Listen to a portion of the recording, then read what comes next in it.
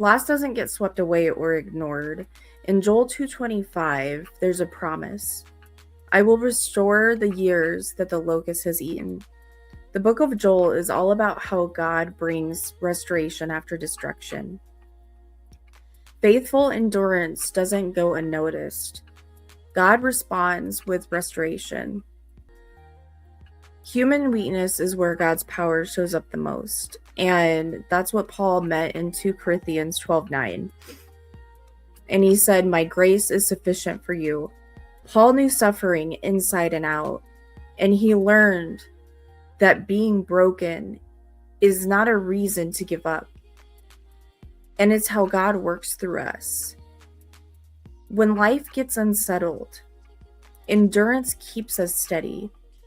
Going through hard times does not just test our faith, but it makes us stronger. And in James 1:12, he puts it like this: "Blessed is the one who perseveres under trial." Pain is not the end of our story, but God has the last word. And in Psalm 35, it says, "Weeping may endure for a night, but joy comes in the morning." And sorrow does not last forever, but hope sticks around.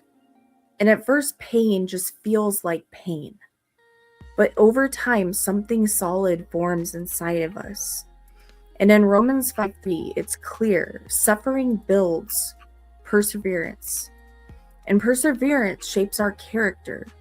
And character births hope. And that's what's really happening in the middle of these hard times. Patience, endurance, and a hope that remains unshaken. There's the core pieces of our spiritual foundation. When life feels like it's falling apart, sometimes God is laying down the roots that is deeper than we can see. And Jesus told us about building a life that is standing strong through storms. And in Matthew 7:25, he says, "The rain fell, the floods came, but the house stood firm because in the middle was the house built on the rock." That's the kind of rock that lasts. And it isn't shaped in comfort, but it is shaped in struggle. When Jesus talks about the house built on the rock in Matthew's gospel, he draws a sharp contrast between two lives. The difference isn't between escaping the pressure, but everyone faces storms. It's about whether you can hold up. It's about whether you can hold up when things get tough.